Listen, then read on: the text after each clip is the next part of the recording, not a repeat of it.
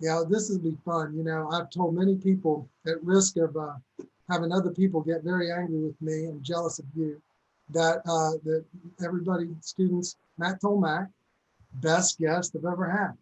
Now I'm going to get a lot of grief if a lot of my other friends. Said that to Avi also. I didn't have Avi. Avi Oh, was. I thought you did. No, he was cool enough to get us. Oh, you got Spider-Verse. That's right. Yeah, I was about to show you my kid's Spider-Verse poster, but I forgot I have the virtual background on. Yeah. I'm broadcasting live from my 10-year-old's bedroom. But yes, Avi, the legendary Avi Arad from Marvel Studios, who founded it. Yes, sir. Worked very closely with Matt. Was kind enough through the connection we had with Michael Helpin, an ASU alum, a Sun Devil. Yeah. Was kind enough to help us get in touch with the directors of Into the Spider-Verse. And those directors were kind enough to actually allow us to do an interview with them for a special screening of Into the Spider-Verse at Sun Devil Stadium. We had over 5,000 people. Wow. We did it on the big, huge Jumbotron with super surround sound. We had speakers all along the left and right of the infield, and everybody came with their blankets and picnic baskets. We all watched the movie. That's great. Remember when we could all gather in large places like that? And yeah. Well, that might still work because there's enough space that you can do plenty of social. That's true if we spread out. Yeah, but that sounds amazing. That sounds amazing. Good for you. Good for you. We'd like to bring one of your movies to Sun Devil Stadium at some point. Well, I would love to provide them, and I look forward to a day when that can actually happen. Okay, well, that will be great, and we will do it. So I want to just share with everybody a little bit about your background. Yeah. Then we'll start into the question and answer portion of this. And in addition to that, we'll really be mostly taking questions from the students because that's where it gets interesting. Great. So, Matt Tolmach has had a truly extraordinary career in Hollywood. And I'm going to let him go through some of the details of his career, but I do want to share some of the highlights on some of his movies and not going all the way back. But one of the movies that I know was a really important movie for you because it led to director Mark Webb being the director of The Amazing Spider-Man, and that is 500 Days of Summer. I know you did not work on that particular film, but I know that it must have had an impact on you because the hiring of Mark Webb to direct The Amazing Spider-Man was just such a brilliant choice. But going a little bit further back, you were an executive at Sony Pictures for many years. For many years. And we want to learn about that. And then at a certain point, you decided that you would start to produce, to have your own shingle, as they like to call it in Hollywood. That's right. Have your own company. And it was during that time that you produced movies like Cold-Blooded, The Amazing Spider-Man, The Amazing Spider-Man 2, then also moving into executive producing on films like Spider-Man Homecoming. But then a hugely important turn in your producing career occurs with Jumanji, Welcome to the Jungle, then leading to Venom, then leading to Spider-Man Far From Home as executive producer, and then the most recent Jumanji, The Next Level. And of course, Venom and the upcoming Morbius. And that's an incredible run in just a really short period of time. The only thing I would correct is you mentioned a movie called Cold-Blooded. Cold-Blooded was a movie that I produced probably in 1991. 95. It came out then, but I think we made it. I think we shot it in like 92, maybe. I don't know. But I was working for Michael J. Fox, and that was a tiny little movie that I love very much. But it was the first movie I ever produced. But it was a very different part of my life. Different sort of beast. So that's what you were doing probably before you were working at Sony. Yeah, I mean, if you want, I can quickly walk you through that trajectory. It's up to you. That would be great. I grew up in Washington, D.C. My grandfather was a big producer, and bigger, more than that, he was an agent, and he represented Humphrey Bogart and Lauren Bacall and a lot of great writers and directors, a bunch of blacklisted writers who he represented, and he produced a movie called Born Free, and I loved him very much. He was a tough character from the Lower East Side of New York, and that generation of guys who really came out to Hollywood and sort of, built the business. His name was Sam Jaffe. And when I went to a tiny liberal arts college in Wisconsin, and I studied English literature. And I told my mom that when school was over, I was going to move back to DC and paint houses and write novels or something in the attic. And she called my grandfather and said, "Help, get him out of the house. This can't happen." And so I'll never forget this, long before cell phones, there were phones in the hallways at school, and the phone rang and rang and rang, and nobody ever bothered to answer it. And I went out and I picked up, "Hello," and he was like, "Matthew, this is your grandfather, Poppy." And I was like, "Poppy, why are you calling me in college?" And he said, "I'm calling you because you're not a damn writer. You're not a goddamn writer. Come on out to the coast and I'll get you a job in the Morris office." And that's sort of how we talked. And I didn't know what that meant, and I was somewhat offended that he didn't think I was a writer. He had never read anything I wrote, but he was right. And he flew me out to California, and I started working in the very storied mailroom at William Morris in 1986, and that was when, first of all, when mail was a going concern, and it's famously sort of where a lot of people in our business from my generation and before got their start. And there was this group of kids in ties in the mailroom, hoping to make eye contact with an agent or be handed a script to do coverage of, and you sort of were just plopped there, and then come what may. And they used it as sort of a petri dish to see who would figure out how to rise through the agency. And I apparently did some coverage for a guy who was impressed with it, and I ended up working for him on his desk, and that was an incredibly unpleasant experience. And I quit, and I went to work for a brilliant television producer named Gordon Friedman for a handful of years, and then I went to work for Michael J. Fox, who is a genius and someone that I worshiped. And we had a production company at Universal. That is when we made Cold Blooded, and he was acting in other movies. And then one day, a woman named Amy Pascal called me, and Amy had just been hired to run Ted Turner's new company, Turner Pictures. And we went and we had lunch and talked about books and movies for hours. And I was a woman named Christine Belson, who runs Sony Animation, and I were the first people she hired to be her executives. And we were at Turner Pictures together for about 3 years until Ted Turner sold everything of his to Warner Brothers. And then I followed Amy to Columbia Pictures, where she took over the studio, or became president, and then later chairman. And I worked for her and became president of the studio ultimately with my very dear pal, Doug Belgrad.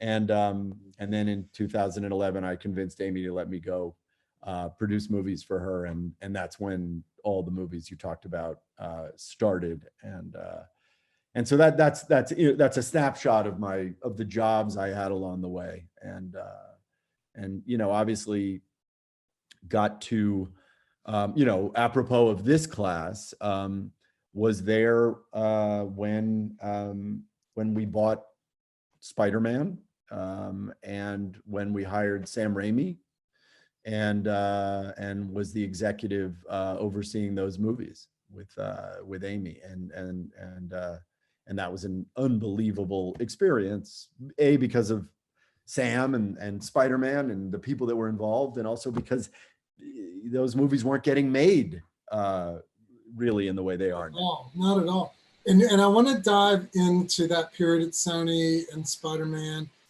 You know what I'd love to do really briefly, because the students are still very new to the business. They're understanding production.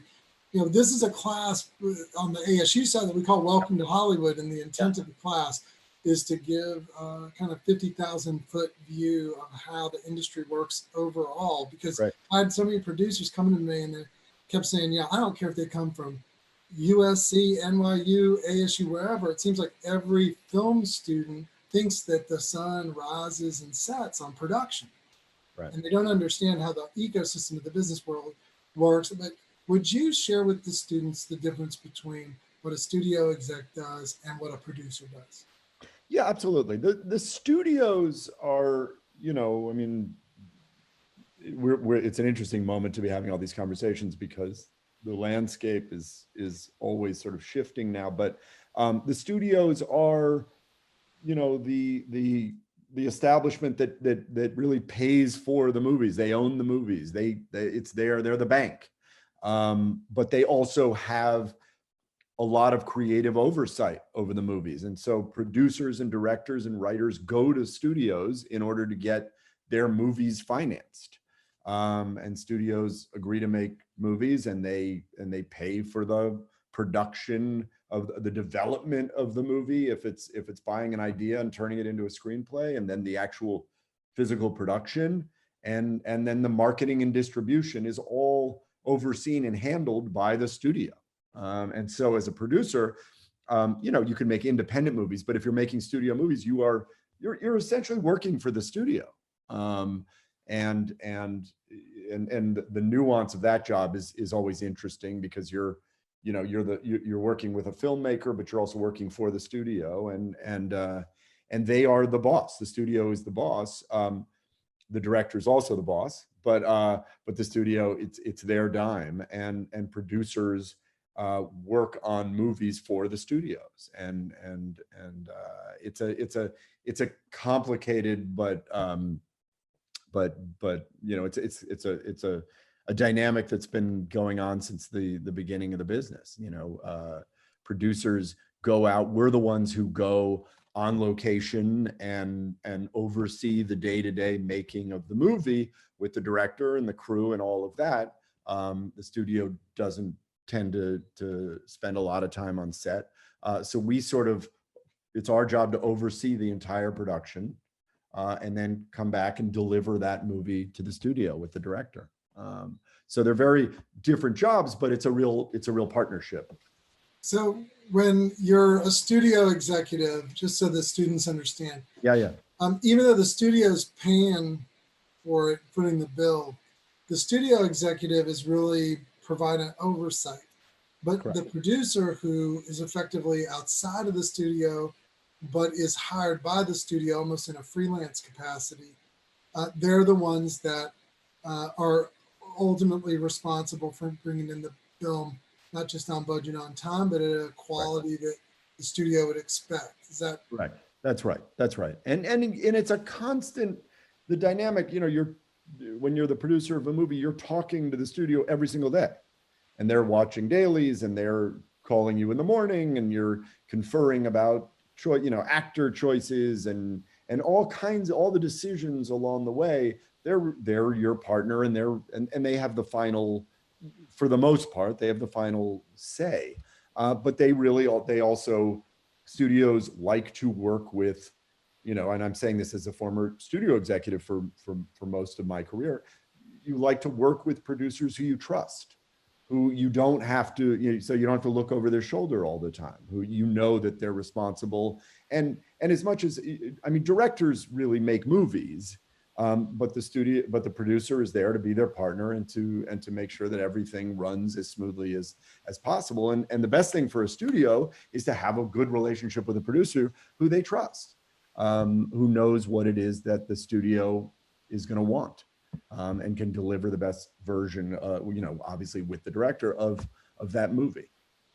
It's a very important dynamic. And when you're a studio executive, and when I was a studio executive, I spent a lot of time working with a small group of producers, because there was just a comfort level and a shorthand I had with them. And sometimes in different genres, there were certain comedy producers who I always worked with, and on superhero movies, the same thing. And so you develop a rapport. I don't know if that clarifies. That totally makes sense. And then, of course, what better way to be that producer, to develop as that producer that the studio has trust in, than to come up through those executive ranks? Yeah, you definitely, I have found, and so not everyone would agree, but I can only speak to my experience. I have found that it's very helpful to understand what it is that the studio is looking for. That it's the more you can understand about the shoes that everybody is sort of standing in, the better partner you can be. When I'm on set, it's extremely important to me to be supportive of my director, and I serve that director as the producer. At the same time, I have to do right by the studio, and because I grew up in the studio, and I'm always in the back of my mind thinking, oh, they may not, that just becomes a natural part of my filter. In every conversation, I can't. It's part of who I am. I can't shake that, and I find that valuable when making studio movies. Whether you agree with that or not, or whether you do something about it, that's a choice you have to make. But just to know what everybody's expectations may be is a super helpful way to engage. Got it. So let's talk a little bit about, and Rodelia, feel free to chime in, and then we can start bringing in questions from the students. But I'd love to know a little bit about the story of Sony getting the Spider-Man rights. That was still pretty early in this whole movement of superhero movies, and just what your role was, Yeah. in that process. And yeah, I would. My dog is. Scooby, open the door. My dog is scratching at the door. Sorry. That's fine. By the way, my kid's probably going to run in here in any minute. These are the Zoom rules. That there are no rules. So I was, going back to what I was saying, when I left Turner Pictures and followed Amy to Columbia, it was 1997, and it was still a couple of years before. I'm letting my dog in because he's scratching. By all means, that was a couple of years before we began having conversations. Avi Arad, as you mentioned, was running Marvel at the time, and some of my bosses, frankly, were in a conversation with him about Spider-Man. And I was an executive vice president, and that deal was made by people above me. But I was very quickly told by Amy, because she knew of my love of Spider-Man, and I had chimed in. When you're a younger executive, you try to get involved in hit movies and movies you love. And I had made it really clear early on, I love Spider-Man, and that would be amazing, and I would kill to work on that, and be in everybody else. And for whatever reason, I was tapped to be the executive on the brand new Spider-Man franchise. And I remember when we started to sit with directors and interview directors for the first Spider-Man. And again, you have to go back. It's like no one had made a Spider-Man movie. And so it doesn't seem like a scary proposition now. It seems like the greatest proposition in the world, and it is. But at the time, this was clearly going to be a very expensive movie, and it was, who you decided to entrust that to was a giant decision. And we had a meeting. We had a bunch of meetings with people who I've sworn I would not reveal. But we had one meeting with a guy named Sam Raimi, and I'll never forget. He's one of my favorite filmmakers and people. And he came in, and he is the most sincere, polite, brilliant guy. And he came into this meeting, and it was me and Avi Arad and Amy Pascal and John Calley, who was running the studio, famous studio head. A legend. A legend. And we sat and we listened, and Sam Raimi came in his suit and tie that he wore every day, every time I've ever seen him in my entire life, on the set and off. And he came in his black suit and black tie, and he sat down and said, "Thank you very much for letting me have this meeting," and began to tell us about his love of Spider-Man. But, and this story has been told, so forgive me, but what he emphasized over and over and over again was his love of Peter Parker. He kept talking about Peter Parker. And what we all began to see was that in some ways he was Peter Parker, but he was channeling what was most important to the telling of that story, which was that he understood this kid, that it was a story about a kid, and what it meant to want to grow up and also not want to grow up, and responsibility and all the themes of Spider-Man. And he just kind of radiated it. And I'll never forget. And it was a great meeting. And, we're sort of leaning in and we're all riveted. And then he just looks at his watch and he says, "Thank you very much." And he gets up and he like starts to walk out. And I was like, "Sam, what are you doing? You're having a great meeting." And he said, "Well, I was told that I had 1 hour and I don't want to keep anybody. So I will now excuse myself." I mean, it was like, and that's Sam. He is just a gentleman. He's a love. And we of course told him to sit down and don't be ridiculous. And that was it. It was Sam was our guy from that first meeting. And it was an exciting 10 years really, with from the very, very beginning to the third one that he finished. You're talking about the risk. Like, looking back, it seems like such a no-brainer. Yeah. Just to put it in perspective, and I just kind of did this on the fly. And forgive me if every now and again, I'm not totally present, because I'm tech directing and making sure the YouTube thing do your thing. is going good. But I also just pulled up a little interesting history of Spider-Man stuff. I'm totally weirded out if you start eating. That's the only thing that, like, that would be odd. I had dinner already, but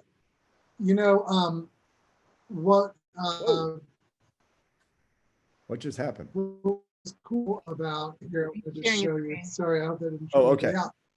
Right. So we're talking about an era where we didn't have the CGI that we have now. We didn't have companies like the Third Floor, right, to do all your previs in advance before you actually shoot the movie. What you had was, some pretty low grade, noble attempts at trying to realize these superhero movie. That's right. The feeling. That's right. But this is what, we were kind of talking about. That's right. And so there was a huge risk that went into these movies. God, that's funny. Yeah. I mean, it was, and if you look at the movies, the CG, given what was happening at the time, it was unbelievable. But if you go from then and those movies to now, it's a whole other frontier in terms of the evolution of the technology and what's possible. And again, I mean, incredible characters and imagination at a time when the technology wasn't anywhere close to what it is now. And would the Green Goblin look now like he did, then? And would, it was all happening sort of in real time. And Doc Ock, which, that movie, that second movie to me is just stands out as being perfect. But I mean, that CG was mind-blowing. Right. We get to a point now, these artists are so talented and the technology is so incredible that audiences begin to take for granted that it will just look great, but it's impossible, to what they're doing. And then they really didn't have,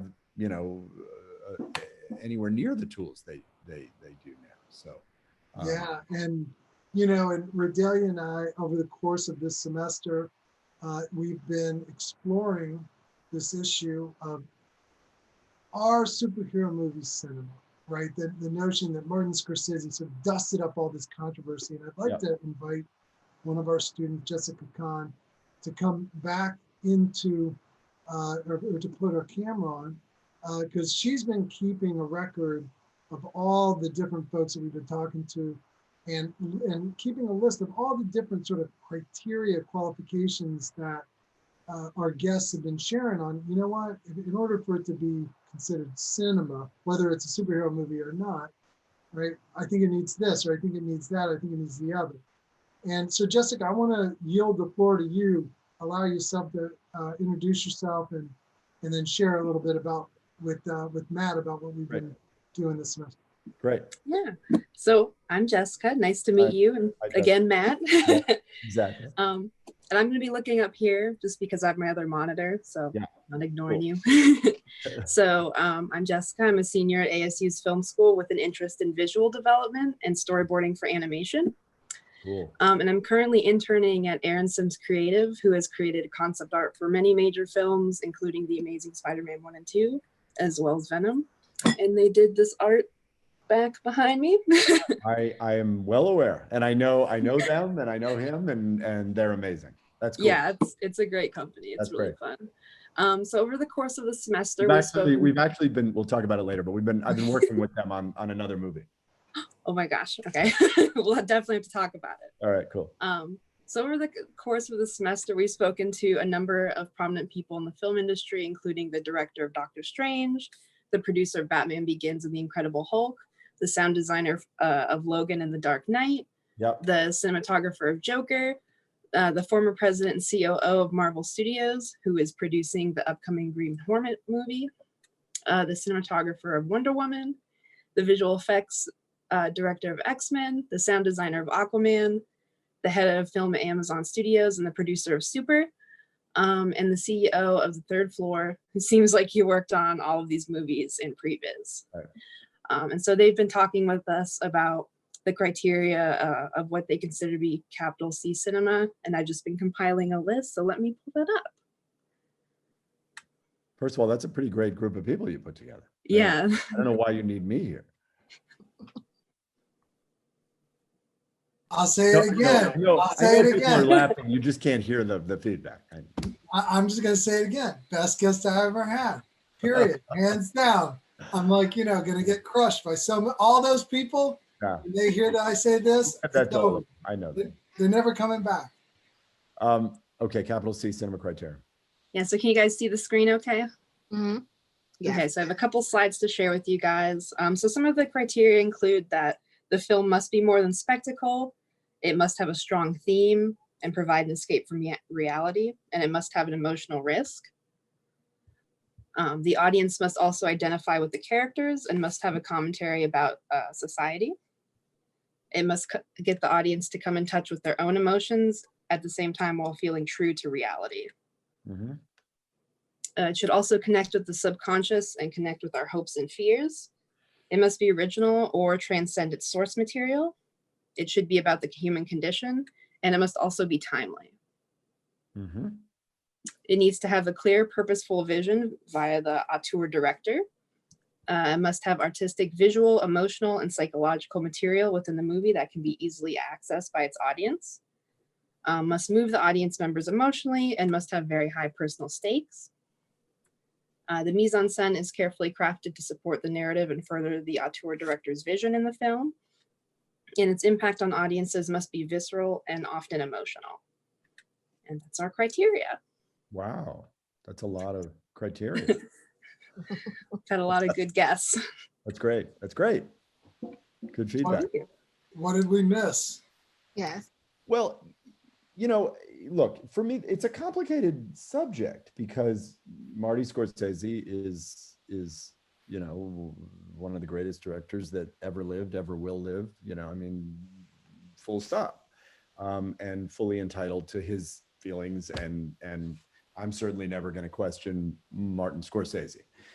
Having said that, you know, I think this stuff is all, I feel this stuff is subjective, and I don't think it's a particularly healthy endeavor to spend a lot of energy defining what is and isn't cinema, particularly in a moment when I think we should all be fighting for cinema, because I think movies need us right now. And so I there's part of me that thinks everybody should be leaning into a more inclusive definition of cinema and championing more rather than trying to you know slice off the edges. But for me, so I can only speak for myself. You know, what, you know, when I was a studio executive or being a producer, what feels like a movie to me? What is cinematic? Well, it's something that moves me.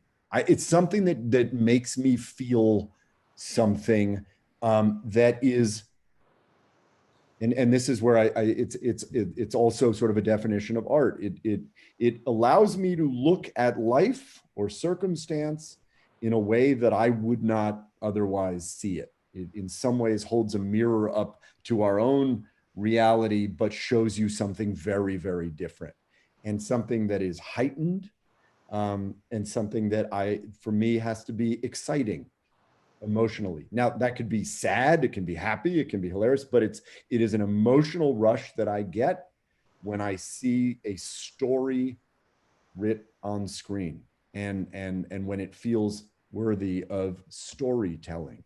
For me, movies are about characters, you know, and if you're going to make a list, really, for me, it's about characters who I want to live with on screen, who take me away from my life, because that's the magic of film, is that it allows you to escape your reality for a little while.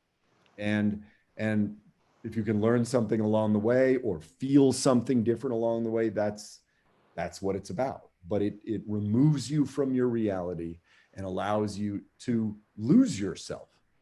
You know, to me, cinema is about that place where you I'm no longer here. You know, I sometimes marvel at, you know, I watch my son watch movies. And in some ways he's less encumbered, you know, with, you know, this stuff and things, and he's just transfixed. And I always find that is the magic of cinema. It's that, you know, and if we all can allow it, it allows you to completely depart from your reality and feel some heightened sense of things, and to look at things in a way that you wouldn't naturally normally look at them. And there's another piece of it that I find critical, which is it's somewhat of a shared experience, you know, that it's a bit of a collective, and seeing movies, whether it's in a small group or a larger group, for me, you know, it's what that does. It's what cinema does to a group of people, because it was originally designed for people to sit in groups and eat popcorn. You know, there's no magic like taking a comedy to a test screening that you've never shown anybody before, and suddenly there's a scene and it just crushes and everybody's laughing, and you're like, oh my God, that worked. And that alchemy, that a movie's ability to make you feel, and to make a group of people feel something collectively, is so powerful and so magical. And as difficult and scary as those test screenings are, it's what makes you come back every time, because you're like, oh my God, there's all these people have come with us on this kind of magical ride. Some movies don't do that. Some movies, but I'm less strict in terms of, you know, what is and what isn't. I think there are good movies and there are less successful movies, and there's some bad movies. I think very few people set out to make something that isn't cinematically worthy. But the process is hard, and it doesn't, you know, movies don't always work. and things fall by the wayside, and it's not always for lack of good intention. But anyway, those are the qualities of cinema that I got into the business for, and that's really all I can speak to. Is what inspires me is to feel transported and to experience an emotion or go with a character that is other than me. And it is what's amazing about a great novel on screen, but the language of it, the nuance of film it's magic, you know. Well, It's kind of a form of magic to me. that was beautiful, man.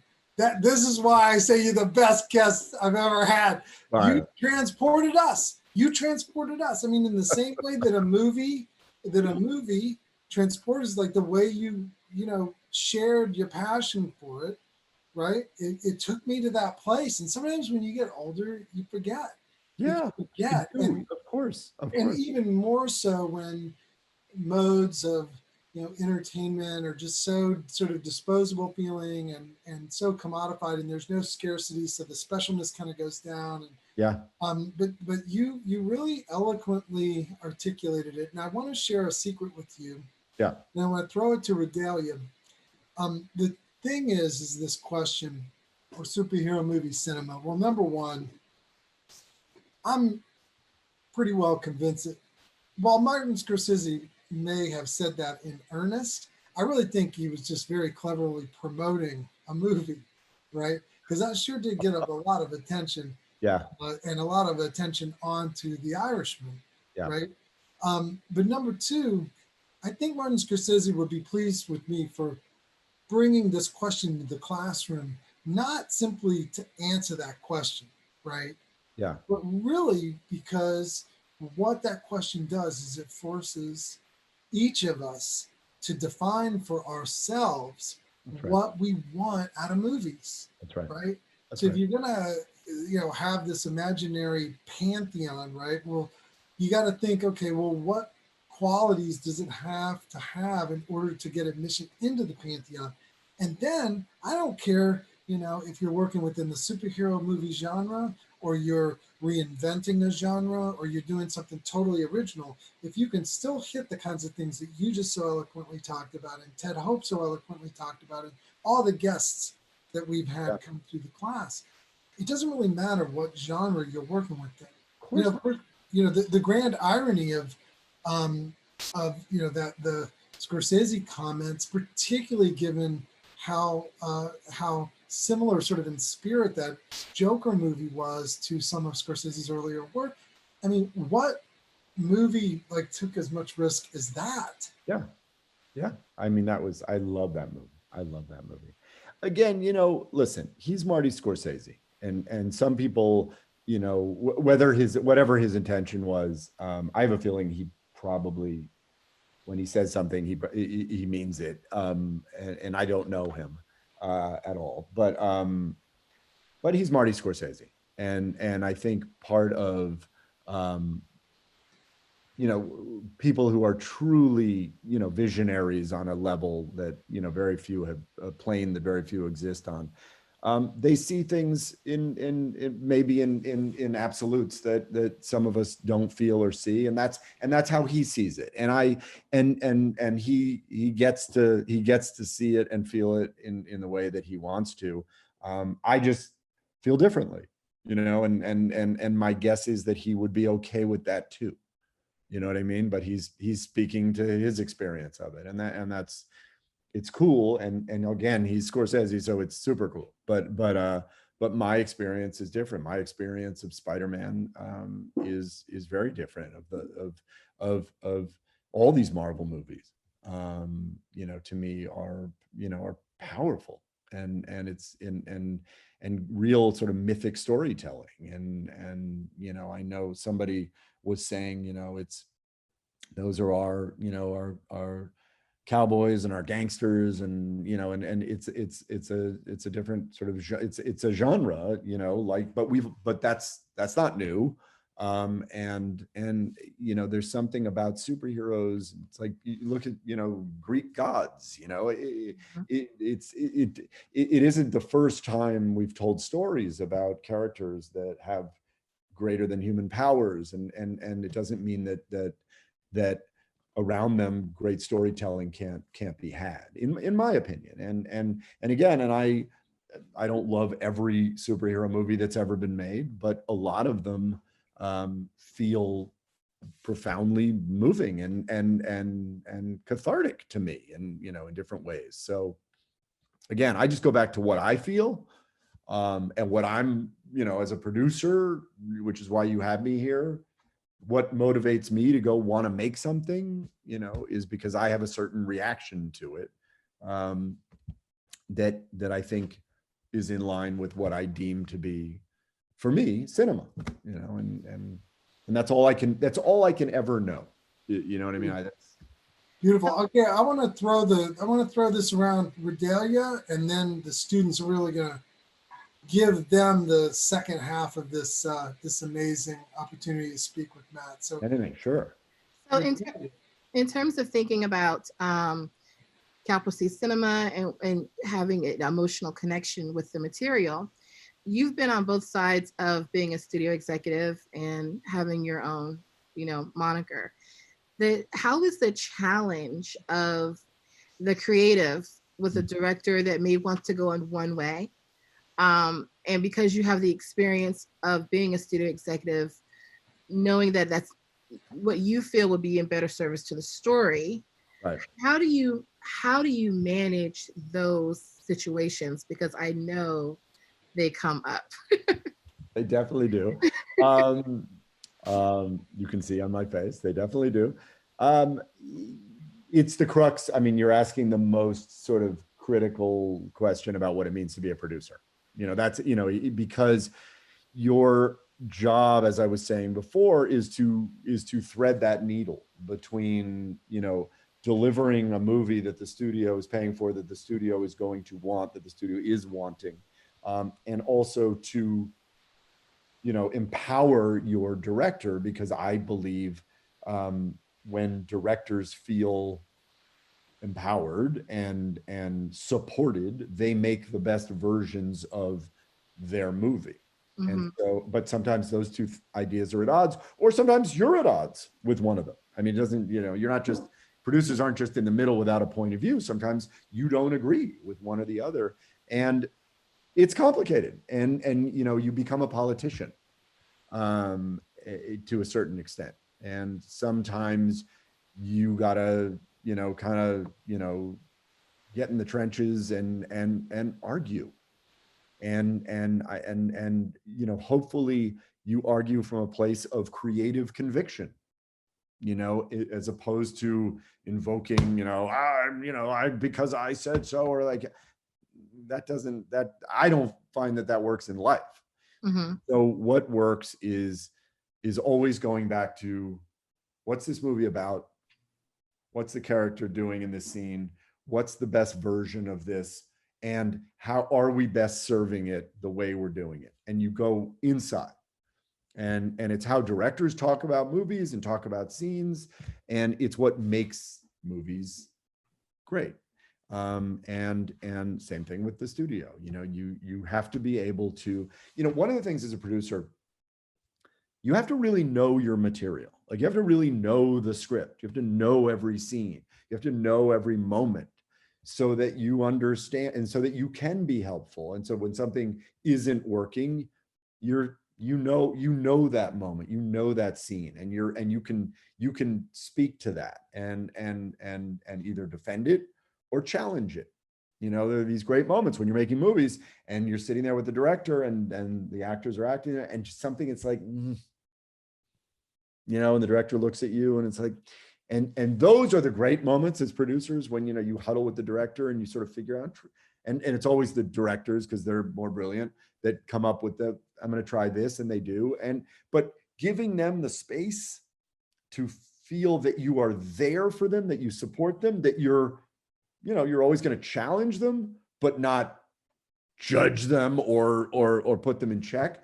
that's the nuance, and be valuable, have a point of view, speak it eloquently, and passionately, and help them to find the best version. And they will, in my experience, really, really good directors will always find the best version of it, and you never thought of it anyway. Right. And that's why there's nothing greater than walking away from a day of shooting. You're like, God, I'm so glad he or she is directing this movie, because that's that gift. They see it that way. But I'm sneezing. I have allergies. Bless you. Bless To you. clarify. And I don't know if that answers the question, but and sometimes, look, the studio will say they want a certain thing and the director doesn't want to do that. Right. To really answer your question, okay? And you have to then do that dance. You have to decide which you believe in, but you are there to make the studio's movie, and you're also there to make the best version of the movie. And that's the tricky thing. You have to have that conversation with yourself all the time. Like, what do I believe is good for this movie? Right. And if I really believe this is good for this movie, then I'm going to fight for that in a cool way, but I'm going to fight for that. And if it means having a phone call with the studio, that's what you do. And if it's having a creative conversation with your director, that's what you do. But you do it in a way that is constructive, as opposed to coming from a place of territory. That's just not my game. And then, You know what, Redelia, go, please, I didn't mean to interrupt. You go ahead and ask that, and then I thought we could bring the students back on the screen and start taking some questions. right. I have one more before we go to the student. Yeah. So, because you had the opportunity to do both for a number of years, it's kind of a two-part. Was it scary stepping out on your own? Because people have this idea that there's a certain level of security when you work at the studio. You have your pension and healthcare, and now on your own, you got to set all that up for yourself. For sure. And then do you feel like because you had the studio experience, that makes you a better producer? It was so the first part, it was terrifying. And I'll tell you why. I was fortunate, because when I loved being a studio executive. I did for a very, very long time. And then I decided I'd had enough. And that thing happened, and I just felt there's another piece to this that I have to do. And that's, go out and make movies and be on the set. And I like the idea that you sort of try to touch as many, pieces of the puzzle as you can in your career. And other than my little cold-blooded movie where I had no idea what I was doing, I really hadn't, spent a lot of time on set. Studio executives are in the office most of the time. And I wanted that.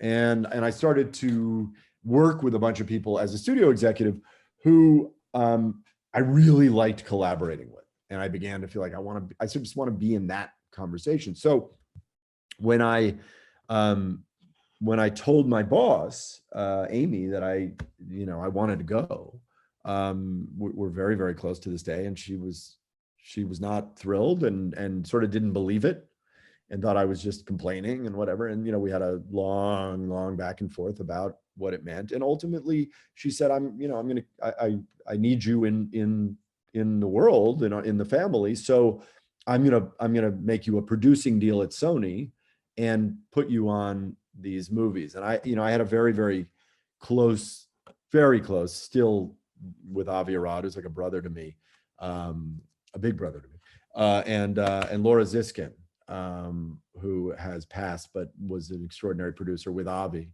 and with Sam on those movies. And even though Sam didn't stick around after the third one, I was very close to them. So Amy said, I'm gonna ask you to step into that world with those guys. They adore you, and for various reasons it made sense. So I wasn't, to answer your question, Redelia, I wasn't walking off a plank. Do you know what I mean? I was walking into a really nice arrangement at a company that was home to me for many years on a franchise that was super familiar to me. Right. Okay. Having said that, I will never forget the first day I showed up on set. and how quickly I realized, like, oh my God, I don't know anything. I know about what I was doing, Right. but I couldn't be more of a beginner in terms of what it means to sit on a set, and what do you do, and who do you talk to, and where are you supposed to sit, and who and when do you, like, all of it was brand new. And because it is its own incredibly intricate, dance. It is And definitely that. you know that, and it's like, and understanding, where to be, when to speak up, when to not speak up, all of it is an art. And it was crazy humbling to go from, being in a really, excellent, powerful job to being in another excellent, powerful job with virtually no idea what to do. And the good news for me was, look who I had to learn from. Right. Literally, I had Avi and Laura. So I very quickly went to school, around them, and learned, a lot in a short period of time. But so it was humbling and daunting in that way. You know what I mean? And nice that you were willing to be humbled in that way, because sometimes people, from the studios on set are not humble. Yeah, They have had the experience. it's a whole different thing. And it's you're walking into a dugout when you've been in the, in the corporate office. It's you have to be humble, I think, because no one's going to think you know what you're doing. That's the thing on set. It's like, it's super clear. Like, everybody, like, the people on sets know what they're doing, and they're there for a reason. So there's not a lot of faking it, you know what I mean? And I found the best way to do it was to just sit back and soak it up. Right. Until I could, sort of be additive. And appreciation for how hard we work on set, to get it in 12 hours. Like, that's like the goal of the day. And then come back and do it the next day, and the next day, and the next day, and the next day. It's unbelievable how hard people work. And we made, one of the Spider-Man movies. I mean, we started shooting in January until, like, we shot till June or something. I mean, like people are working incredibly long, difficult hours and really working. Yeah. You are on. I know. that whole time, and the clock is ticking, and it's all so meaningful, that there's no let up, and crews go from movie to movie to movie. It's an amazing thing to watch and see how great they are at it. It's awesome. Well, we're going to have some questions from the students. So if you guys, as I call your name, turn on your camera. Ian, you are going to be up next. Ian F. Are you here? Do you have a camera? There you go. I am. There's All right. Ian F. Hi, I'm Harry. I'm a student at ASU. Want to be a writer, maybe direct. Don't know yet. But I was wondering about Jumanji, the reboot. Whatever. It was one of the most surprising films I've seen in theaters in a really long time, just because I thought it would be a kind of boring cash grab, because it's like rebooting this long dead franchise that had a spin-off movie as a third. And I was wondering, like, there's a lot of people attached to that, but it's still a very, like, cohesive and well-made film. I was wondering what the background process behind making that was. Yeah. Did it spend a lot of time trapped in development hell, or was it a much focused process? Yeah. Or how much were you involved in? Excellent question. So when Amy Pascal was at the studio, and I was working on another movie, I'm going back to really the beginning. I saw the book Jumanji in my son's room. And it was a time, like, not unlike now, when everybody was sort of grasping for, IP and, and all of that. And I sent an email to the person running the studio and said, Jumanji, ? And she said, yes. And full disclosure, I was the executive that oversaw Zathura a million years ago. And I love that movie, And I love the world that Van Allsburg creates. That's just the kid in me that I love that escape. And so there was a part of me that always felt there was unfinished business there, to be honest with you. And I also just love Jumanji. And it had been a very long time since that movie came out. So I did what you do as a producer, and I started meeting with writers, and I hired a writer who's super talented, and we developed a version of it, and it didn't quite rise to the level that we wanted it to. You just sort of knew it. We were kind of frumping around for inspiration and what the take would be, and in the midst of all that, Sony had complete changing of the guard, and all kinds of stuff was happening in the background, and I was just trying to work on this thing, and someone said, hey, there's a writer you should meet. And I was like, okay. And they said, it's Chris McKenna, and who I knew all about, and a brilliant writer and comedy writer. And they said, he just, meet him generally, and he has a thought about one of your movies. Great. No arm twisting required. So I sat in my office and met Chris McKenna, who's the greatest guy ever. And he said to me, listen, I have an idea for Jumanji, and I have no idea whether you're going to like it or ask me to leave. So I'm just going to say it, and then I'm going to get up and you decide what you want to do with it. And he pitched me the opening of Jumanji, the idea, or at least his opening pitch was, you open on a jungle, and this giant hulking muscular superhero-like figure comes running out of the jungle and falls down and starts crying. And then pitched me, and then another character comes along, and all of them reacted to something completely out of character. And that, he said, that's Jumanji.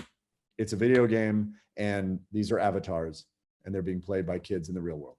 And I was like, oh my God, that, it just hits you right in the chest.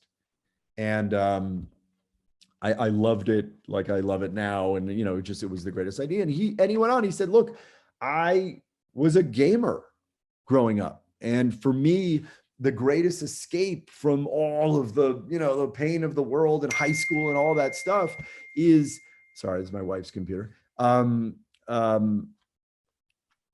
to come home and play video games, because I could go into it. I could actually be someone else.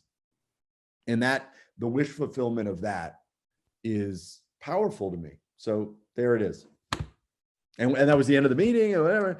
And needless to say, I called the studio and said, this is the greatest idea I've ever heard. And we hired Chris and his writing partner, Eric Summers, and they wrote that script. And I mentioned that what was happening at the studio because it was just a great chapter. Tom Rothman took over at Sony, and I had known Tom a little bit, even though I'd lived my whole career at Sony. He was at Fox, but I'd met him a few times, and he called me and he said, come over and tell me what you got. I need movies. He was taking over the studio. So I went over to his office, and I remember sitting on his couch, and I was, slightly nervous, the new boss and the whole thing. And he was like, tell me, what are you excited about? What movies? And I pitched one, and he was like, what else are you excited about? And I was like, shit. And I said, okay, well, here's the one that I really, really just believe in beyond. And I pitched him exactly the opening thing. And he looked at me and he said, I'm making that movie. I'm making that movie. And he did. And it was like, now in the meantime, Jake Kasdan, joined me, and, I had worked with Jake on a movie called Walk Hard, which, if nobody has seen that movie, you should. It's a perfect comedy that very few people have seen. Brilliant. And Jake was an old friend, and I sent Jumanji to Jake, and he called me and said, this is exactly, he'd had kids, and he said, this is exactly the kind of thing I want to do. And he came on board, and my friends Pinkner and Rosenberg did a little work on the script with him, and we went and cast the cast that's in the movie, and it was a straight line from there. And they're not easy movies to make, but there was such a clear North Star, and that is how it happened. No, thanks. That was really great, because I've really wondered like the background on the film, because I've heard people talk about a script that was repurposed for this or stuff like that. So it was really cool. Never happened. It came from originally the mind of Chris McKenna. That's the truth. That's awesome. That was great. Thank you. Yeah. Hey, here's what I want to do. We have a ton of students who I know want to ask questions, and we actually have a bunch of questions over on the live stream as well. Cool. So, Ian, you can turn off your camera. Redelia, you could call up the next person. And I want you, Matt, to think of this as like the speed dating portion of the class, where not like super fast questions, but I want to get as many students to have interaction with you as I'm talking too much, is what you're telling me. No, actually the story, it's like I said, it's like a great storyteller, man. So we could sit here and like, no, it's I'm gonna have to put my kid to bed eventually. So I get it. It's really just about the students having the opportunity. Right. I will share really quick, I'm not going to say who, but I had one class with a very, very successful Hollywood executive in which this class, I asked one question. And he talked for 2.5 hours straight. Oh, by the way, I could do that. Just let me go. I'll if that's a challenge, I can probably guess who it was too, but I'm not going to. I'd be very curious to know what your thoughts are on that. But let's start hitting lots of students, and then I'll pick some questions from the live stream. So Redelia, who we got next? Okay, Jessica Kahn has a question. Okay, cool. Hello again. Hello again, Jess.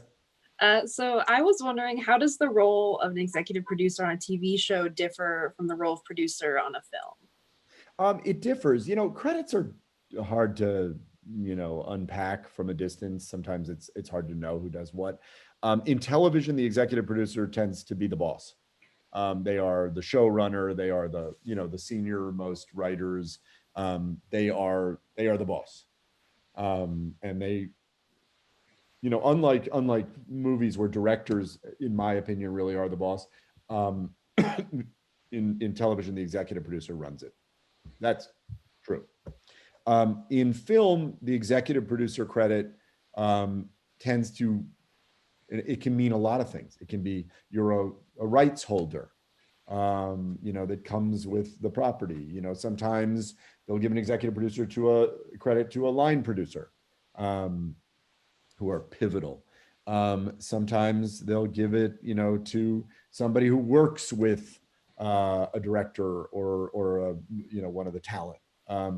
And sometimes there are people that are sort of making their bones, but it's usually one stop before full producer credit in film. But again, circumstances vary, and there are some great executive producers, but it is in television, it is the prized seat. In film, producer with a big P tends to be. That's why, my role on the Marvel, I'm executive producer on the latest, the Tom Holland Spider-Man movies. Those aren't movies that I'm out there making, but I'm super honored and grateful by virtue of my relationship with studio and the films in the world, to be afforded that. But that's that's, I'm not doing on those movies what I'm doing on movies like Jumanji and Venom and so on. So it's very different. But let's make clear that the efforts that you made at the beginning, right? If it wasn't, in part your contribution to getting that thing set up, to making it a success when it was very risky at the beginning, that's one of the benefits that comes, downstream. Oh, it's incredibly cool. And like I said, I'm super grateful. It's the studio and Kevin Feige and Amy, and it's a really cool thing to be. That family, so to speak, has kind of stayed intact in that way. But whereas I'm making the movies day to day that I'm making, they're making those movies. And so that's where the executive producer credit in film is usually is again, there are many different iterations of it. And, you know, in some cases, like, you know, the line producer on some of the movies I work on is an executive producer. Well, that person is, you better believe, making those movies, you know, every single moment of every single day. So it's credits, and the Producers Guild has tried to make some sense of it by giving a stamp to people who, you know, have a greater contribution. It's still a complicated thing to discern, but EP and TV is the boss. Well, Excellent. thank you. Yeah. Let's jump to our next question. Delia, who's up? Chris DeMarco. Chris from SMC. Yeah. Okay. Hey, how's it going? Good, man. How are you? I'm Hey. well, thanks. Hey, so first of all, thanks just for being here for us and being here to answer some of these questions. I'm a huge fan of Spider-Man, probably my favorite superhero. Love Sam Raimi. I could go on and on, but my question is this. Yeah. What is it like, or what was it like dealing with the politics of Spider-Man being the property of Sony, while all while, you know, trying to incorporate Spidey into the Marvel Cinematic Universe, with, you know, Marvel being owned by Disney? I mean, it sounds like it was kind of a mess, and you know, a fine line was walked there, and I would just really like to know, like, how that affected you personally, or how you dealt with it. If you had anything to do with it, I don't even know, but I'd like to hear all about that. I had nothing to do with it. Full disclosure. Okay. Like I said, those, you know, the Spider-Man movies, the current iteration. So I was super involved in the first three with Sam, and oversaw those, made the Amazings, produced those, and have been sitting back on these while they make them. And so the latest chapter that you're talking about was something that was done between Sony and Marvel and the producers of the movie. And I, you know, I'm friendly with everybody and talk to everybody, but that wasn't my gig at all. Sure. So I truly, I can't tell you anything other than you probably know. You may know more than I do. Oh, good. But it worked out. I will say, as a fan like you, Yeah. I'm really psyched that everything got worked out. Well, instead, can you just tell us about what it was like to work with Sam for 3 Spider-Man movies? You know, incredible. I mean, a little bit, you know, extrapolating from what I was saying about him in the first meeting that we had with him. You know, he's real. Sam is all integrity and all, you know, he's about character and about emotion. And he, you know, he was always saying, you know, I want to tell an emotional story about Peter Parker. You know, that was always his thing, you know, following the emotional story of this kid. And, you know, being around him on the set, when you would walk onto the set and Sam was thrilled to see you. He was the most inviting. It doesn't mean he wasn't stressed and, you know, whatever, but he just projects a kind of joy that is infectious. And it is such a rare thing. And he's one of my favorite people, and you know, just the opportunity to walk onto a set and see that guy and the way he talks to actors and the way he talks to crew. It's somebody honestly should do a master class with him. He's a gift. Hey, I know somebody that would be happy to do a master class with Sam Raimi. I bet. Let's do another question. So in relation to Spider-Man, I have a student whose mic is not working right now, so I'm going to read her question, Okay, Olivia, to you. She's curious as to, technique-wise, which actor of Spider-Man spoke to you in a way that inspired you as a fan? Like, oh, of course I can't answer that question. You know that, but I will tell you. You know, it's funny. I have deep admiration for all of them. You know, the two that I think you're asking me about the ones that I was actually super involved in, which are you know, Toby and Andrew, and I love both of them. They're very different interpretations. You know, I sort of grew up in the franchise with Toby, Mhm. So, there was and because it was new, it imprinted on me in a really powerful way, because he was Spider-Man, in a weird way, before before I had an image of another Spider-Man on the giant screen. So that, that just sticks with me forever. Right. Andrew is a brilliant actor and went into a super incredible space with the character in a very different space, and I loved that and admired what he did deeply. So I have an enormous, and I really mean that, enormous fondness for both. But I was like a kid, growing up around Toby on set and Sam, and that shaped me in a weird way as an executive and as a producer. So it was a very unique moment in time for me. Yeah. I have a great picture. It was this, I just found all these photos and now I can't find it, and I'm so embarrassed and frustrated. But there's a great photo that I found somewhere of me sitting on set with Sam and Laura and Willem Dafoe. Uh, And Well, that's rad. I can't see it. I can't find it. Well, you know what I'd like to do, Redalia? First, I want to let the students know in the class, Santa Monica College students and ASU students, send your questions to Redalia. Yeah. And I want to make sure that the students that are asking questions have mics and cameras that are working. Otherwise, Redalia can read your question. I do want to take a question from the live stream. right. We've got now about 60 folks watching on the live stream. We've got people coming in from Arizona and California, of course, but also from St. Louis, from Cleveland, from Miami. This is really exciting for us. And let me pull one of these questions here from a great question from Lindsay Berry. What qualities in a director or writer make you want to work with them again or recommend them to other producers? Now, you've shared a lot about Sam. Are there any other specific things about directors and writers that make you go, you know what, I want to work with that person again, or I'd recommend them?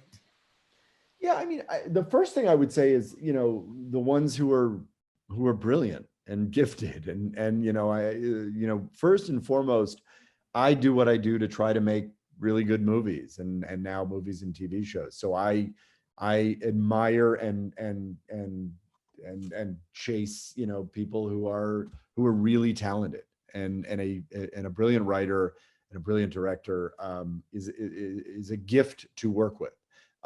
Obviously, a close second is someone who is both brilliant and collaborative, and who allows you to have a process with them where you can actually engage and collaborate and build something together. But in the absence of collaboration, I would take a brilliant writer and a brilliant director, because that is what we're all trying to do, is make good movies. And again, it doesn't always work, but that's where I start. And you get into rhythms with people. There are writers, in my career, I tend to work with a lot of the same people over and over again. I just have. When I was an executive, I did it because you find the people whose work speaks to you. So fundamentally that you like. And then you find people who you work well with, and you get into a rhythm. You get into a rhythm with writers where, every note you give doesn't have to come with the apology of, now listen, I think the script is amazing and I think everything is brilliant. Can I make one little, it's like, when you have a shorthand with somebody and there's a trust and an understanding and respect, you can work in a much more fluid way. So, developing a shorthand with someone whose work is worthy and extraordinary is the greatest kind of collaboration. That's great. And of course, it's probably it seems like you've worked with a lot of the same people over and over. I'm sure you have that shorthand. You get to that place where you're finishing each other's sentences. There's like communicating like grunts and, who are those people for you? Well, I've been working now for a bunch of years with Jake Kasdan on the Jumanji movies, and Jake is a genius. It's flat out. I just, and we do very different things. But for me, sitting on that set, and knowing this and that, and watching him do his thing, and he'll look at me once in a while and just like anything, and I'm like, well, it's all of the nuances, the dynamic. I love that. I love that, and I understand I hope what he needs, and I love the movies he makes. So that's a really comfortable partnership for me. That goes back a long way. And, these guys, Jeff Pinkner and Scott Rosenberg, who have been writers on Jumanji with us, who wrote Venom initially for me, and I've worked with both of them. Jeff actually worked on one of the Amazings, and Scott Rosenberg and I have worked together many times over the years and are working on something else together now, another movie. Again, a shorthand. So I can get on the phone and be like, Scott, I don't know. I don't like that thing, or I love that. Like, well, let's try this. It's like talking to a friend, and it makes it a much easier process, and, back in the day, when I was a studio, I worked on, oversaw a bunch of comedies. I love comedy, and we did Superbad and Pineapple Express, and like I mentioned, Walk Hard and Talladega Nights and Step Brothers and other guys, and all those movies with Judd Apatow and Adam McKay and then Jimmy Miller, and there was just we were all, and Will Ferrell, we were all comfortable together, and when it's comfortable, people are comfortable having ideas and throwing things out, and it just makes the process go smoother. So I've always gravitated towards the people I know. I find it's easier. Yeah, awesome. Redelia, do we have a question? We do. This one's from Zachary, who is curious about your thoughts on Sony diving into their IPs from video games, and they're starting a project called The Last of Us on TV. It's coming to HBO. I'm not sure if you heard about that. No, I don't know. Okay. All right. So, and so what is your advice because he wants to know about becoming a production assistant. Okay. And so me working in production, I know it as an assistant director, we hire the production PAs. Yeah. But then there are PAs that are from like friends of the studio, yes, or producers. Yes. So I think what he wants to know is, how does a person become one of those type of production assistants? It's always, it's the hardest question. And I'm a producer and I don't know, I mean, and I'm not entirely serious, but mostly it's, here's how it goes. Someone, when I go into production, will say, because, like when I'm moving to Atlanta, let's say, it was on Jumanji or Venom. I'll need an assistant in Atlanta. Now, right, sometimes my assistant will go with me and then I don't need a PA. But sometimes I'll need help when I'm there and I don't need a full-time assistant. So I just need a PA, and I will go to the line producer and say, I need a PA to just kind of help me out on set. Who do you know? And usually, because PAs are generally hired locally, right? Because it doesn't make sense to travel and put up, people when you can hire that person in town. So it's usually the production, like you would right, say to me, Matt, you know what, there's a really great PA. Why don't you meet so-and-so? And so I'm figuring out the answer while I'm doing it. I would, going through the production, the UPM, the line producer is probably the best way to do it. And they make recommendations to the producer. Right. From what answering your last question is, one of the insular things about our industry is the fact that, it is really hard to get in because we have shorthand with people that we work with that we're comfortable with. And those are the people that get hired over and over. That's right. That's right. That's right. And so that does make it challenging. It's not impossible, but it does make it challenging for people to get in because of the insular way that we work. That's right. And I, so when someone says to me, like if you came to me and said, Matt, here's someone who you might want to hire as a PA, I'm just trusting that you know who this person is, you know, and that they've Right. worked before on other movies, because it would be dicey if it was their first one. So it's that age old thing about how you sort of get a foot in the door. And, Right. and it's about, you know, sending out resumes, calling people, talking to people, meeting people in a class like this, and someone's working on a movie and you say, put a word in for me. And it really, there's no real science beyond that. And it's how we all at some point scrambled to kind of get a foot in the door. Right. It's who knows you and who you know. So I have Julian here who has a question. So Julian, can you cut on your camera so that we can see you, and Mike so we can hear you? Yeah, and ASU students, I'm just gonna start calling you out. I'm going to call you up, so you better have your question ready. Yeah, All right, yeah. we're still in speed dating mode. So Julian, ask a question that can be answered real quick. Yeah, and actually, you guys were talking about it right now. I was wondering if there was like a modern day equivalent to kind of the get your foot in the door with the mailroom, and I was kind of thinking like maybe be a PA or something like that. But is you kind Well, you know, it is that, but they're very different gigs, you know. So I went into the mailroom, but that was going into the agency business, you know. Being a PA is on set, yeah, you know, and so it isn't that you can't get there from here, you know. But I do think it's worth thinking about where you want to spend time. It's really hard to be on a set. yeah, As Redalia it can make clear, it is super grueling long hours. And if you really want to work in an agency or you really want to work in a production company, I'm not sure that path, you know, through, you know, 14, 12-hour days is the best way to go. yeah. That's what I was kind of like. I don't know about being a PA. I was more, I'm trying to be a writer, but a lot of times just not very structural, or got to work on being more formulaic with,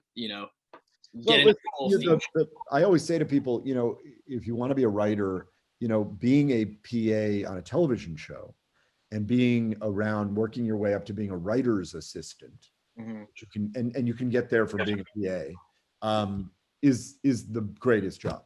You know, the other thing I think that's great for writers, and then I want to actually throw it to Al. Al, you better get ready because I'm throwing it your way.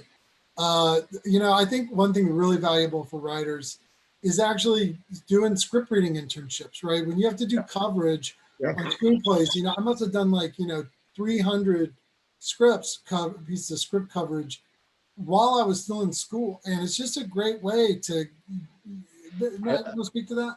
I just did one coverage like last week for a writing class, but also, sorry to cut you off, but kind of one of the problems for me is like if you have a log line that you want to develop into a script, I got like 50 log lines for ideas in my notes, and like there's some you want to develop into a full script, but put in all that time and effort just to be like toss away or something like that. Kind of you should write a script. Here's the value of writing a script. Having a great writing sample that people can read so they can see that you can write is invaluable. You have to have a sample.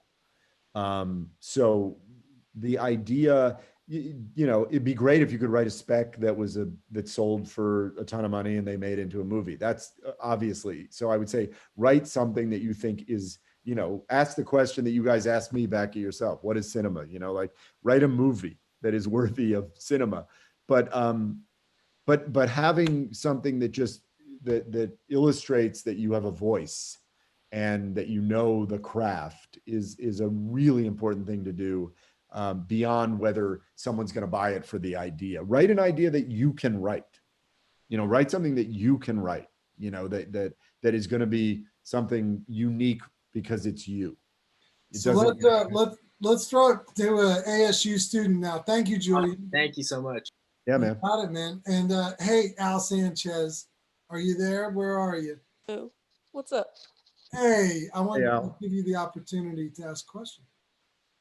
Oh, is that? I didn't have a question. I know you didn't, but I'm putting you on. Wow, Al, you got it. You're one of my best students. I'm just happy listening. This has been a great experience. You can ask me about like the weather. It doesn't have to be. Oh, well, I guess something that's kind of appropriate is like right now, what are you doing with like your time to just kind of still be productive even though the industry is pretty much at a standstill? Because I know that's something that like even as a students we're like struggling to even figure out how to be productive right now, or like what even to do like with ourselves. It's a great question. It's the one that we're all dealing with. I mean, Yeah. you know, I find my days are jammed with this, you know, with Zoom meetings and you know, meeting with writers and meetings with directors and meeting with, you know, agents and meeting, you know, and I'll tell you one thing, development is still very much alive. You know, there is, you know, a business that is counting on people returning to movie theaters or returning to or continuing to sit in front of televisions. And it's just a question of when we can go out and actually physically make things. So what everybody's doing is spending a lot of time gathering development. And so studios are paying for scripts and so are the streamers. And so I spend a lot of time working with writers on television and movie projects that I have.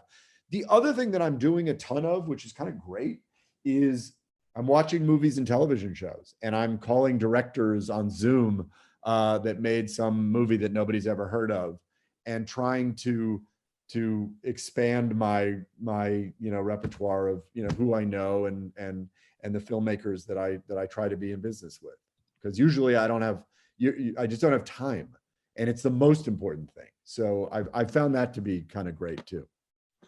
Now, I know we did have another question from Mr. Holt. Mr. Holt, pop your camera on there, buddy.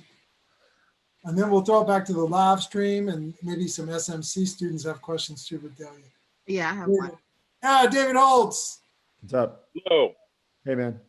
So I had a specific question about Talladega Nights. Yes, sir. And this is really about more like a casting perspective, because I wanted to ask about, it's kind of a two-part question. Like, what do you look for when you're casting a certain film? Are you proud that this film set off John C. Reilly as a major comedic actor? And do you have any plans in the future to maybe get back into comedies like that? Okay, cool.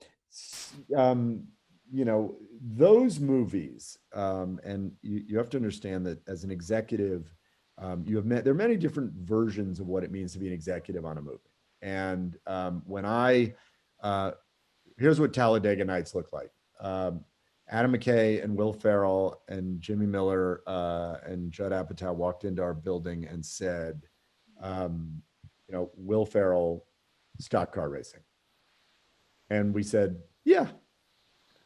And that was really how that started. And those guys went off and you know, and I worked as closely as you need to with them, since they're such geniuses. And they're very collaborative, but they knew exactly what they wanted to do. And John C. was their idea. That's who they wanted to work with. I mean, and John is a brilliant actor with an incredible resume, you know, pre-Talladega, a serious actor. And they saw that, and they said to us, we want it to be John C. Reilly. And we said yes, because, you know, it's one of the things, and I know this isn't supposed to be a long-winded answer, but part of being an executive sometimes is believing in your filmmakers, you know, and in that case, with that group of people, are you kidding me? Like that was such an amazing moment in time with that talent, and they saw the movie that way, and we said, yes, you want John C. Reilly? Go hire John C. Reilly. And that was, you know, that was the beginning of that, and then Step Brothers and so on and so on. But and John, and Walk Hard we did with him. I mean, he's such a genius, and it was and such a great person to be around and to work with, and emphatically, I would love to make another movie like that, you know, and we need to make more comedies. You know, that's one of the things it's been a challenge in the last couple of years, is comedies in the movie theaters. And fewer of them have worked, and therefore fewer of them get made. But yeah, I miss those movies, and I miss those, you know, I'm friends with all those people, but I miss making those movies a lot, and nothing would make me happier, to be honest with you. You know, I get this. I get a lot of that with Jake also, and Kevin Hart and DJ and Jack Black and Karen and all them. I mean, that is in the tradition of those great comedies. You know, I think of Jumanji as a comedy, Mhm. and that is rare air with that group of people too. But I love those movies. Actually, on the Jumanji, I had a question from PB Wanderlust. I want to know where PB Wanderlust is from. Tell me in the comment section in the live stream. They want to know, what do you think of a new generation and older generations enjoying Jumanji? So in that theme.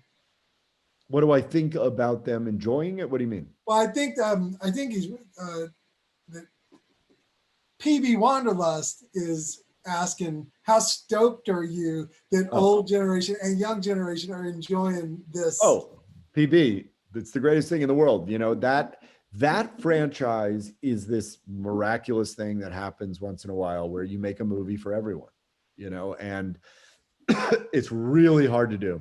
And Jake has an incredible ability to feel sort of all ends of the spectrum, you know, the audience spectrum when we're making these movies, and so do those actors. And you know, we test screen these movies, and you see the people, you know, and you got like, you know, 7-year-olds and 80-year-olds. You know, Sony calls that an 8 to 80 movie. I'd never heard that, and it's the coolest thing in the world.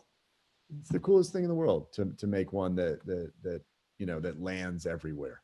Or what the marketers would call a 4-quadrant movie, right? In that it really is, and it's good for everybody when that happens. Boy, Rodelio, how's the queue on the questions I coming? have a question from Kevin Nguyen. yeah. Kevin, got to put on your camera. I hope you got a camera. Kevin Nguyen, there you go. There you go. Oh wow. Now there's a cinematographer. Wow, the mood lighting. That's sorry, the Venom version of the. Now he's backlit. I like it. Yep, I'm backlit. Hey Kevin, how you doing? Doing good, doing good. I was wondering, what are some of the pros and cons of the changes you've seen throughout your years within the industry? You know, wow. I mean, that's a big one. You know, so many things have changed. Like we were talking about visual effects and the sort of the exponential, you know, advancement in that technology has been extraordinary. Sometimes I think some people in the wrong hands use it as a crutch, but I think it is, you know, great CG, you know, coupled with a great filmmaker is an unbelievable thing that's happened since I've been doing what I've been doing. I miss the DVD business in some ways because that was really good for it. Made making movies easier because it made the profitability at studios greater.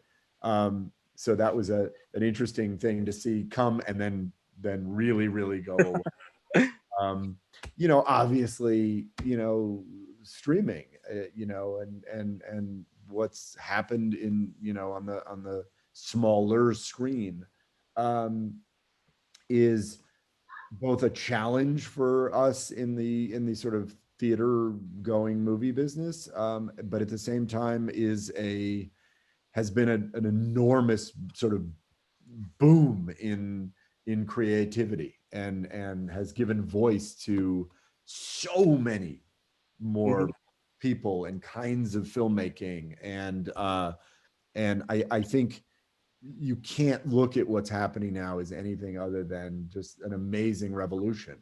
And just the number of people that get to make stuff now, you know, in my career, it's gone from, you know, the network television business and, you know, and HBO and Showtime and to what's happening now. And so if you look at the amount of hours of programming and the filmmakers that are required, it's incredible. It's so, you know, none of that is anything that you didn't expect me to say, but those sort of the seismic shifts in at least in as long as I've been doing this. Do you have like any sort of like stuff like you sort of like have a dislike for, like a con in terms of the changes that you've seen, like anything bad or anything? No, I mean, I'm sad that it's hard. And again, this isn't a bad. I want movie theaters I believe in movie theaters. I want people to go to movies. I want people to go to movie theaters.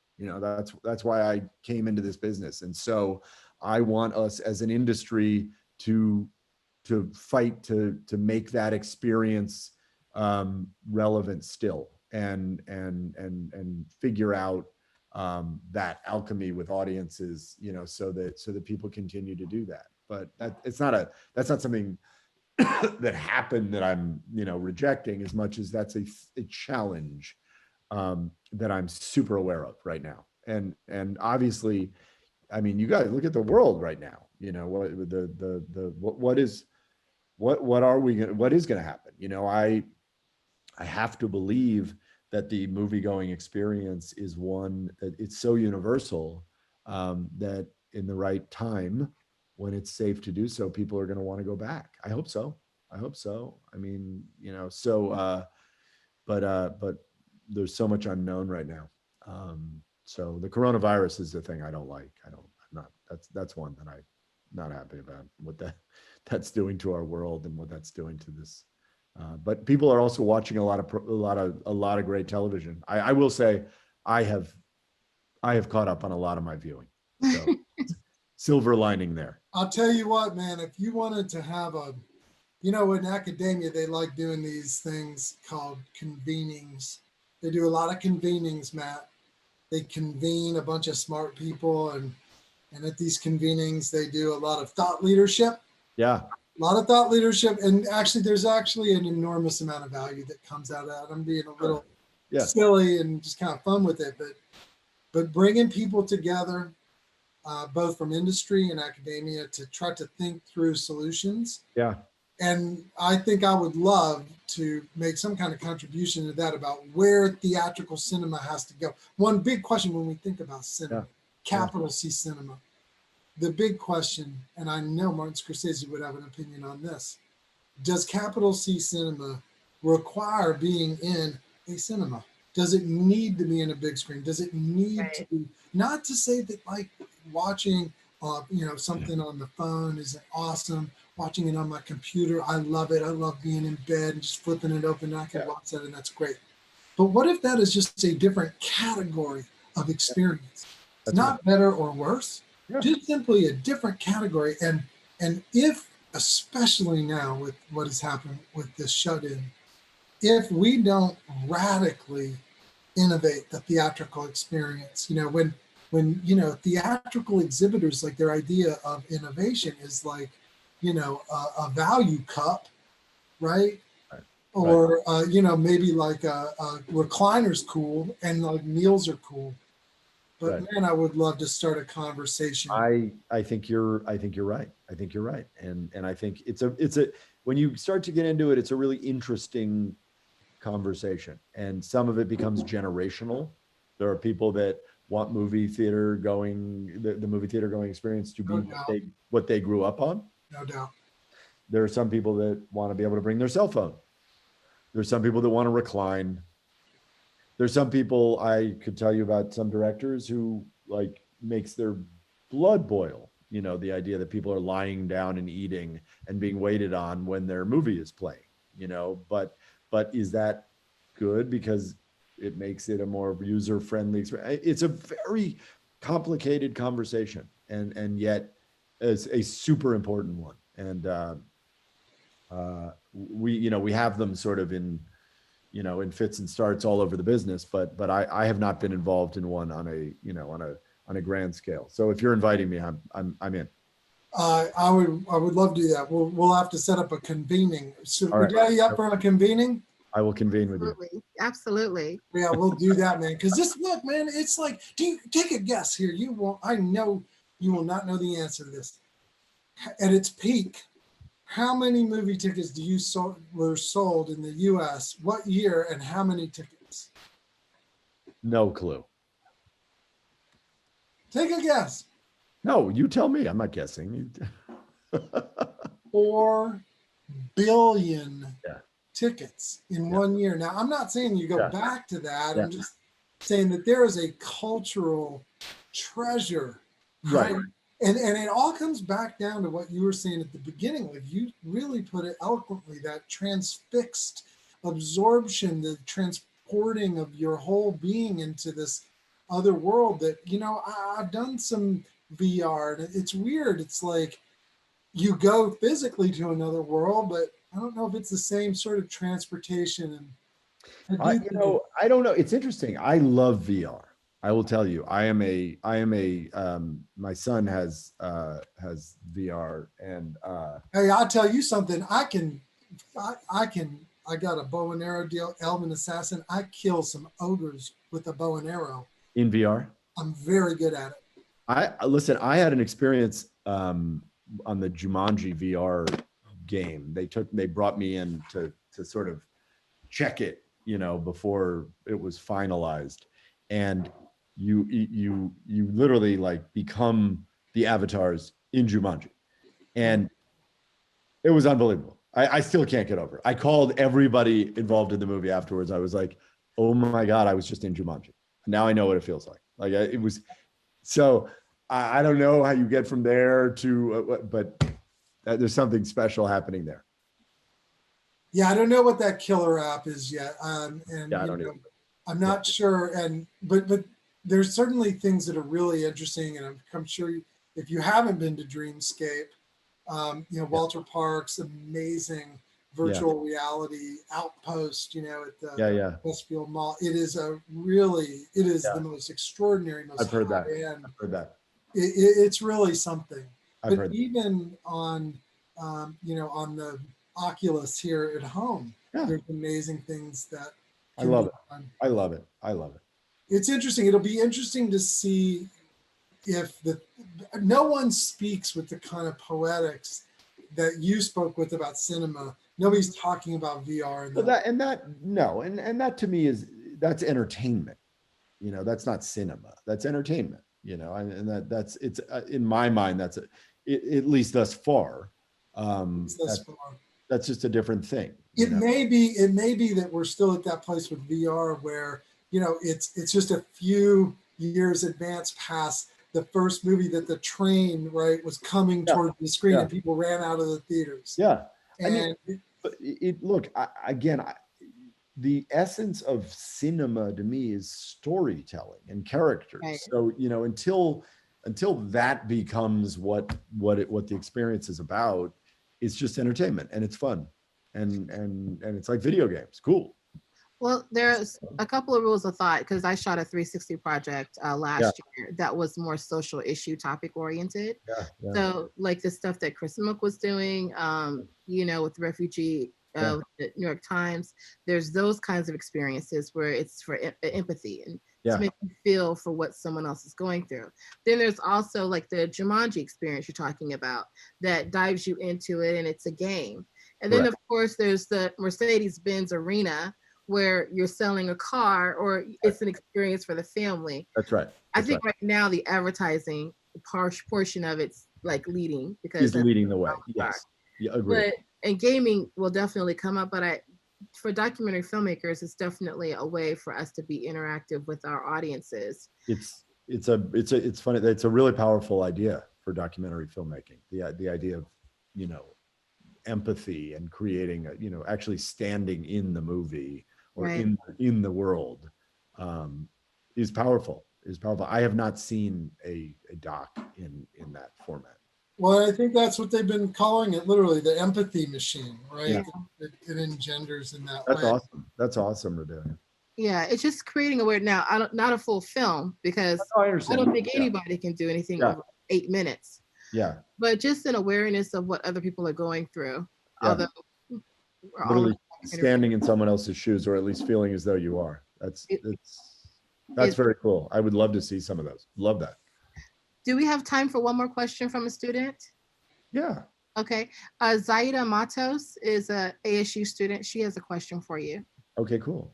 Zaida is your, oh, good. Hey, Zaida. Hello. Hi. So I have Professor Collis for directing part 1 before, and in the first class, he asked all of us what's one movie scene or moment that when you die, it's the one scene that right before you die, you'll remember. So I kind of want to ask you that, like, what's one scene that you'll remember till you die? Wow, that is really tough. There is a scene that has defined a lot of. It's a scene at the very end of a movie called "A River Runs Through It," that that has always meant a lot to me. And I don't know if you know the movie, but it's you know, and it's based on a famous American novella. Robert Redford directed the movie, and it's about the life of these two brothers growing up in Montana. And there's an amazing thing that happens at the end of the movie when you realize that one of the brothers has died. Brad Pitt has died, and Craig Sheffer, the surviving brother, he outlives him, obviously. And the movie does this thing where you've been seeing these actors as themselves, and then all of a sudden the scenery changes, and you see an old man standing in a river, and he's fishing alone. And in voiceover, and it's the voice of Robert Redford, he says some version of, now all those who I've loved have died. And I'm not going to do it without crying and also getting it wrong, but he says, you know, this is what is left of his life is the river. And he says something like, the river was forged by the world's great flood, and flows under the rocks through the basement of time. Under the rocks are the words. I'm getting it wrong, but and some of them are ours. And I apologize for botching it with 7,000 people watching me, but it is the most powerful ending of a movie, and it has always been about me and my father, who's no longer with us, and the beautiful connection between souls. And there's a very famous, there's a very great line in my favorite novel, which was by William Faulkner, called Absalom, Absalom, about the connection between ripples on a pond. And so it all sort of coalesced into this scene at the end of this movie. And I suppose if I were dying and you said, we'll play one scene for you, I would ask for the end of A River Runs Through It. There you go. Thank you. You got it. You got it. And I apologize, because I do know it by heart, but when put on the spot like this, I fully dropped the ball. No, you definitely passed the feeling, man. I don't think getting the words exactly right is the necessary quotient. What a person with such amazing feeling. You know, there's a couple little final things I want to do, but on that note, you know, it's so meaningful. I want to actually have everybody turn on their cameras again, and I want you to see everybody's faces and the looks of appreciation and gratitude. And then once we do that, I got a couple other little things I want to do right at the end, but everybody turn on your cameras and let's get them all on. Everybody fire up those cameras, everybody. Okay? Mine won't turn on. I want you to also, that's cool. Turn on your microphones too. It said you. Turn on your microphones, everybody. Turn on your microphones, and let's everybody give Matt a huge round of applause. Just awesome. Let me hear some hoots and hollers. Woo! Yeah. I'm blushing. Thank you. This was great. I really enjoyed this, and I do every time. So I appreciate you guys welcoming me into your homes. It's an honor and a pleasure, and it's fun to talk about what I do because I love it. Well, Matt, it was just awesome. And before we depart, I want to just mention a couple of things. I want to share something first, and then mention a couple of things here. The first thing I want to do is share something really quick. I'm going to share my screen with everybody. I want to just show you a little thing that's only about 2 minutes long. I'm going to share it with everybody. And this is what we did at Sun Devil Stadium with Into the Spider-Verse. And I'm hoping we might be able to do with you sometime in the future. Now, you may recall that Into the Spider-Verse was about anyone can wear the mask. Hashtag anyone can wear the mask. Yep. And ASU, as I was telling you, is completely built on the idea that we will not judge ourselves by how many people we exclude, but by how many people we include. Yeah. And we're really committed to that. And I saw a real connection between anyone can wear the mask, Into the Spider-Verse, and talk about innovation. I mean, that movie is so unbelievably innovative. Those guys are such geniuses. I've gotten to work with Chris and Phil a little bit. Yeah. Forget it. They're so brilliant. It's extraordinary. So I just want to share this little piece of video with you in the hopes that it'll inspire you to come visit us in Tempe and screen a movie on Sun Devil Stadium. So I'm going to fire this up. Fire it up. Can you guys see my screen? Yep. Yeah. Okay. Oh, and let's just hope that I selected it with the audio. When we were first brought onto this movie, You we hearing had it? one mandate was try to make a movie about Spider-Man like unlike any other Spider-Man movie that's been made. Anybody can be a superhero, and I think that that's awesome, and that's what our kids need today, to know that no matter what you look like, no matter where you come from, anybody, a girl, boy, whatever, anybody can be a superhero. So what you do is you ground it in a really interesting, relatable, and intimate story about a really interesting character. In our case, that's Miles Morales and his family, his mom, his dad, his uncle. The whole movie is basically about them. It's the Peter Parker one. Peter Parker, Spider-Man? What about Spider-Man? Yeah. And what about Miles Morales? Yeah. Miles's ethnicity, you know, he's black and Puerto Rican. In addition to being something like new and fresh and a break from what we've seen before in Spider-Man, it's also something that we just thought was real. Miles Morales' mother just speaks to him in Spanish. And so I really, I can relate to that on a personal level because it's just, you can, and it's nice to see that represented on screen now. I really do appreciate that. This movie is just really awesome. I love the animation. I love everything about it. Every time I hear anyone can wear the mask, I'm like, tear, like a little tear forms. Beyond just, you know, representation and diversity of race and culture, gender, it's just been incredible, the responses that we've had. The theme of being inclusive is just very much baked into what our movie is and has been from the very beginning. Since the movie's come out, the most moving thing by far is just how that stuff has affected people and just a wide range of people. Great. Very cool. It was fun. And I'll tell you something else, man.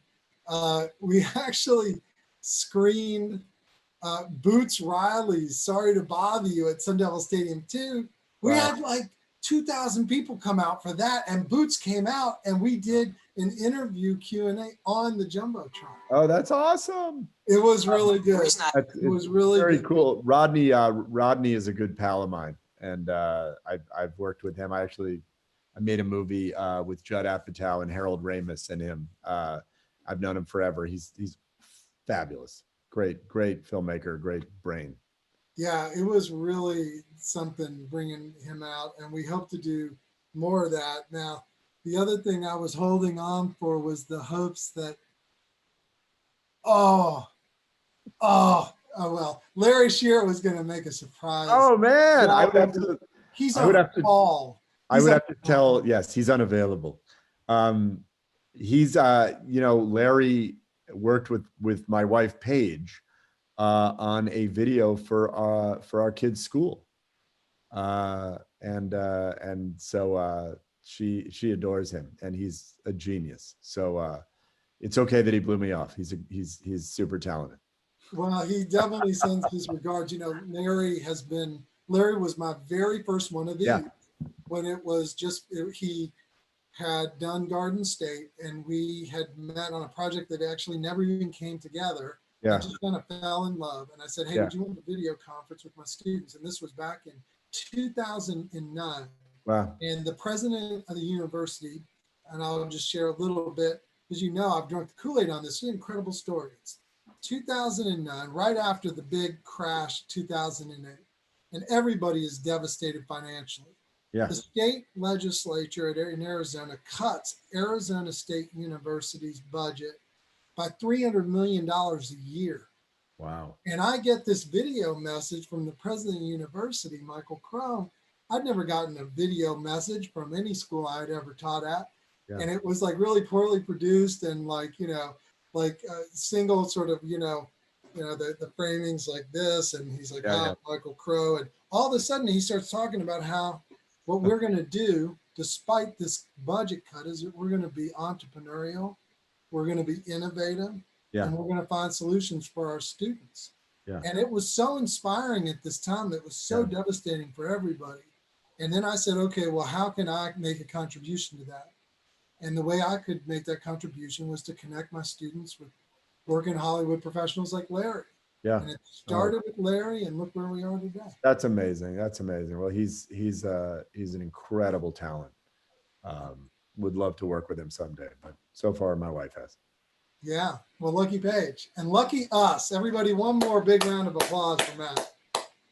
Thank you guys. I really mean it. Anytime you'll have me back, it would be an honor. So hope everybody stays safe in this crazy time, and hopefully we'll all be back making movies and TV shows soon. So stay safe, and thanks for having me, Adam.